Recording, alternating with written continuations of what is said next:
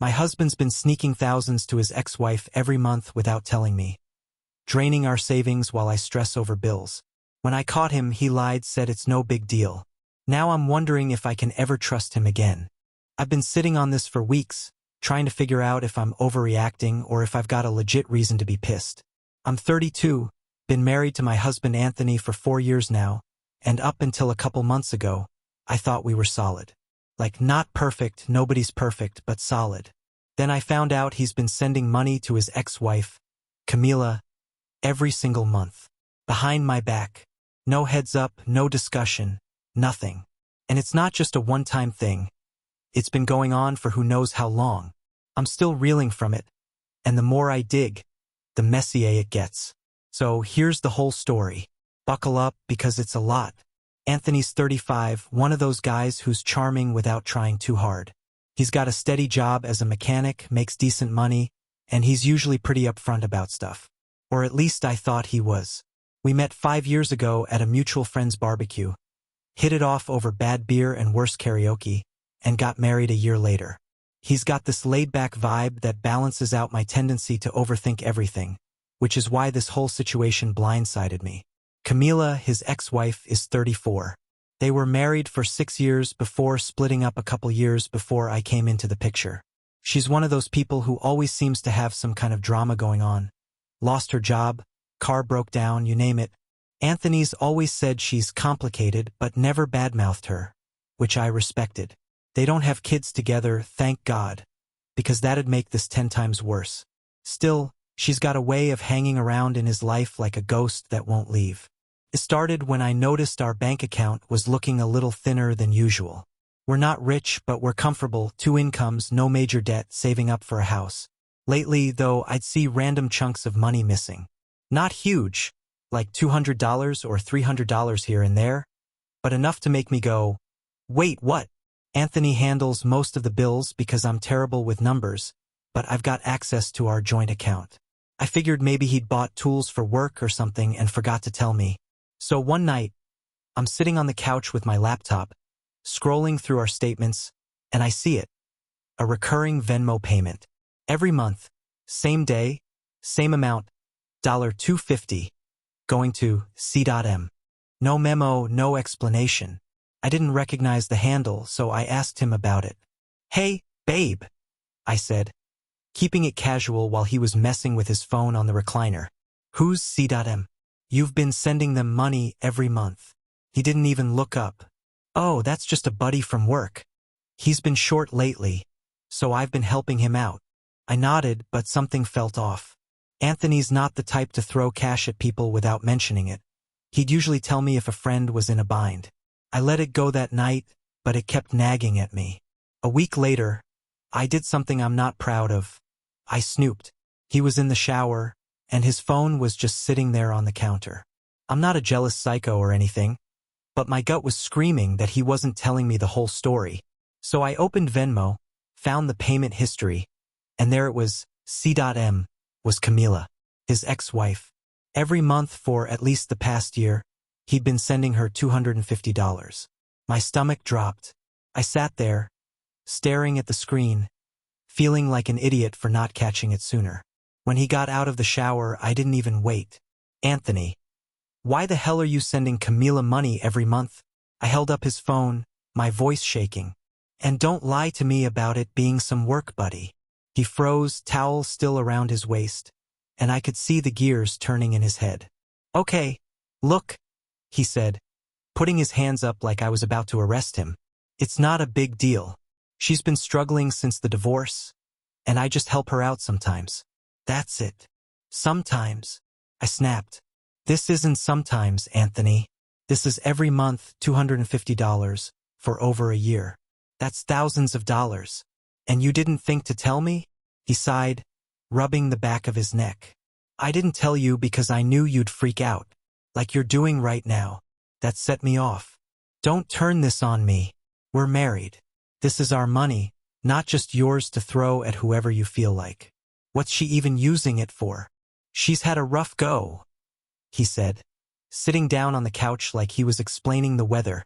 Her rent's high, her car's always breaking down, and she can't keep a job. I feel bad for her. Okay? We were together for 6 years. I can't just let her drown. I stared at him, trying to process that. So you're her personal ATM now? What about us? We're supposed to be saving for a house? And you're bleeding cash to your ex. He rolled his eyes, actually rolled them, and said, "It's not bleeding cash. It's $250. We're fine." That's when I lost it. We're not fine. I had to skip my car payment last month because we were short, and you said it was unexpected expenses. Was this it? Were you covering her rent while I'm stressing about my credit score? He didn't answer, just looked away, which was answer enough. I stormed out of the living room, slammed the bedroom door, and spent the night replaying every conversation we'd ever had about money. How many times had he lied? How much had he sent her before I caught on? And why the hell was he still so tied to her? The next day, I dug deeper. I went through old bank statements. Yeah, I turned into that person and found out it wasn't just Venmo. There were random Cash App payments too, some as high as $500. Over the past 2 years, he'd sent her at least $7,000 that I could track. I felt sick. That's a down payment on a car. That's a vacation we never took. That's money we fought over when I wanted to redo the kitchen. And he'd been funneling it to Camila this whole time. I confronted him again that night, armed with printouts. "Anthony, this is insane. 7 grand? Are you kidding me? What's going on with you and her?" "Nothing's going on," he said, voice tight. "She's not my girlfriend, if that's what you're thinking. I'm just helping her." "Then why hide it?" I shot back. "If it's so innocent, why lie?" "Because you'd make it a thing," he yelled, finally losing his cool. "You're so paranoid about her. And I didn't want to deal with this." "Paranoid?" I laughed, but it wasn't funny. "You're sneaking around, sending her thousands, and I'm the crazy one? Do you even hear yourself?" He doubled down, saying I didn't get it because I'd never been married before him. Like that made it okay. Then he hit me with, "You don't trust me. That's the real problem here." I wanted to scream. Trust? He'd been lying for years, and I was supposed to just smile and nod? We didn't talk for 2 days after that. I slept on the couch, he stayed in the bedroom, and the house felt like a war zone. It gets worse. A week later, I found out he's not just sending money.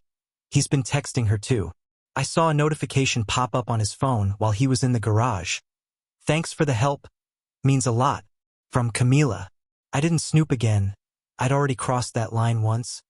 But I asked him straight up, "Are you talking to her too? Like, regularly?" He hesitated, then admitted it. "Yeah, sometimes. She'll text me when she's in a bind, and we catch up. It's not a big deal. Not a big deal." I felt like I'd been punched. "So you're what, her emotional support ex-husband now?" While I'm over here thinking we're a team, he got defensive again. "She's alone. Okay?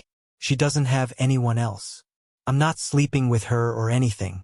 You're blowing this way out of proportion." I wasn't sure what to believe. Was he cheating? Probably not physically. I don't think he'd go that far. But emotionally, financially, that's a gray area I didn't sign up for. I told him he had to stop, that it was her or me.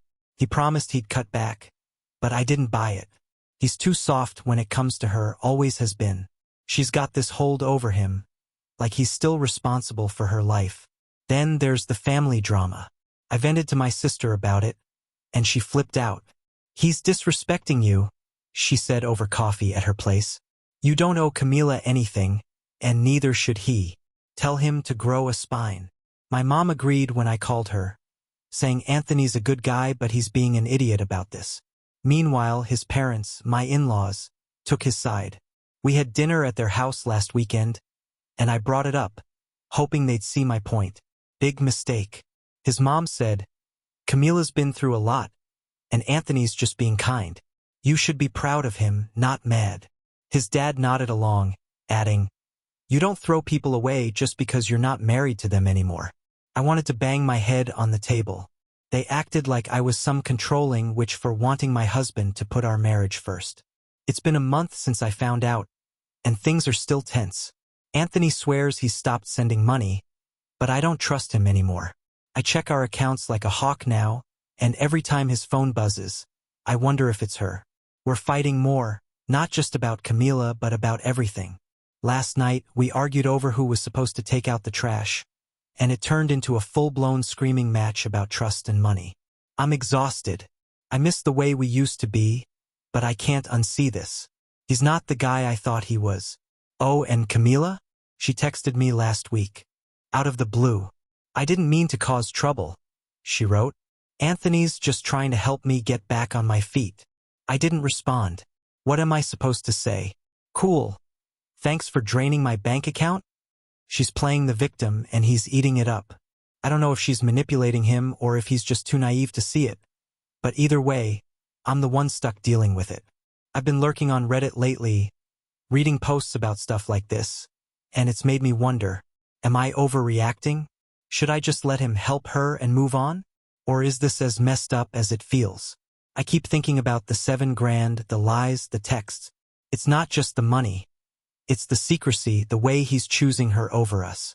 I don't know how to fix this without blowing up our marriage, but I also don't know how to live with it. So yeah, am I the bad guy here? Update. What has happened in the meantime? So, it's been 7 months since I last spilled my guts about Anthony sending money to Camila behind my back. And holy crap, a lot has gone down. I didn't expect things to spiral like this, but here we are. I figured I'd update you all because this mess has taken some wild turns, and I'm still trying to wrap my head around it. Plus, there's a new curveball that's got me questioning everything all over again. After that big blowout I told you about, things didn't get better right away. Anthony swore he'd stop sending Camila money, and for a couple weeks it looked like he was keeping his word. I was checking our accounts like a paranoid accountant, and there were no random Venmo or Cash App payments popping up. I thought maybe, just maybe, we could move past it. But then I noticed he was still texting her. Not every day or anything, but enough that I'd catch her name on his phone screen when he thought I wasn't looking. I called him out on it one night while we were eating takeout in the living room. Anthony, seriously, why are you still talking to her? I asked, trying to keep my voice steady. You said you'd cut her off. He put his fork down and gave me that tired look he's been perfecting lately. I'm not sending her money, okay? We're just talking. She's going through some stuff, and I'm not gonna ghost her. Going through stuff? I said, incredulous. What about me?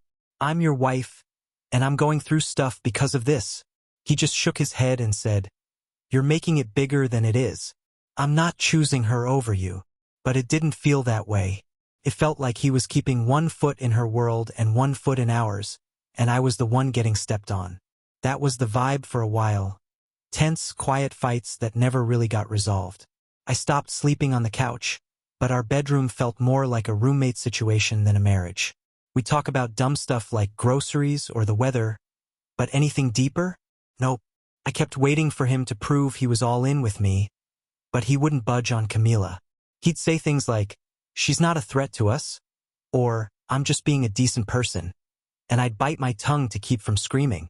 Then, about 4 months ago, something shifted. Anthony came home from work one night looking wrecked. Like, pale, sweaty, hadn't slept in days wrecked. I was on the couch scrolling through my phone, and he just collapsed next to me and said, Camila's in the hospital. I froze. What? Why? She OD'd, he said, voice cracking. Pills. Her roommate found her and called 911. She's stable now, but it's bad. I didn't know what to say. Part of me felt awful for her, nobody deserves that. But part of me was pissed that she was dragging us into her chaos again. Anthony looked at me like he was waiting for permission or something, and then he said, I need to go see her. I laughed, but it came out more like a choke. You're kidding, right? After everything. She doesn't have anyone else, he said, pleading. I'm not going back to how it was. I just need to make sure she's okay. I wanted to say no. I wanted to tell him to let her figure it out, that she wasn't his problem anymore. But he looked so broken, and I didn't have the energy to fight. So I said, fine, go. But don't expect me to be happy about it. He went, stayed at the hospital for hours, came back smelling like antiseptic and guilt. He told me she was awake, that she'd been struggling with depression and got hooked on some prescription stuff after losing yet another job. He said he felt responsible, like he should have seen it coming. I didn't know how to respond to that. Was I supposed to comfort him? Tell him it wasn't his fault? Couldn't. I just nodded and went to bed. After that, things got weirdly calm for a bit. Anthony stopped texting her, or at least hid it better, and our bank account stayed steady. I thought maybe Camila's scare had finally snapped him out of whatever hold she had on him. We even started talking about the house again, looking at listings online, pretending like we were back to normal. I wasn't checking his phone anymore, mostly because I was tired of feeling like a detective in my own marriage. For a couple months, it felt like we might actually make it through this. Then, last week, the new problem hit. Anthony got a call from Lydia, Camila's younger sister. I'd met her once at a random family thing years ago. She's 28, quiet, kinda artsy, not someone I ever thought about much. Anthony took the call in the garage, but I could hear bits of it through the door. "She's staying with me now," Lydia was saying. "She needs help, Anthony. I can't do this alone." When he came back inside, I didn't even let him sit down. "What was that about?" He sighed, running a hand through his hair. "Camila's out of the hospital, but she's a mess. Lydia took her in, and she's asking me to pitch in with some of the bills. Rehab's expensive, and Camila's got nothing." I stared at him. "Pitch in? You mean send money again?" "Not like before," he said quickly. "Just temporary. A couple $100 to help with her therapy or whatever. Lydia's drowning over there." I lost it. "Are you serious? We're right back where we started. You're gonna drain our account for her all over again." "It's not like that," he yelled. "She almost died, okay? I can't just turn my back on her." "But you can turn your back on me?" I shouted. "Every time she needs something, you're there. What about us? What about the house we're supposed to be saving for?" He didn't have an answer, just stood there looking like I'd slapped him. I walked out, grabbed my keys, and drove to my sister's place an hour away. I've been crashing on her couch for 3 days now, ignoring his calls. He's texted me a dozen times, saying he's sorry, that he won't send Lydia anything if I come home. But I don't know if I believe him. This isn't just about money anymore. It's about where his loyalty lies, and I'm starting to think it's not with me. Camila's still a wreck, from what I've heard. Lydia's basically her full-time caretaker now, and I guess she's trying to get Camila into some outpatient program. I feel bad for Lydia. She didn't ask for this either.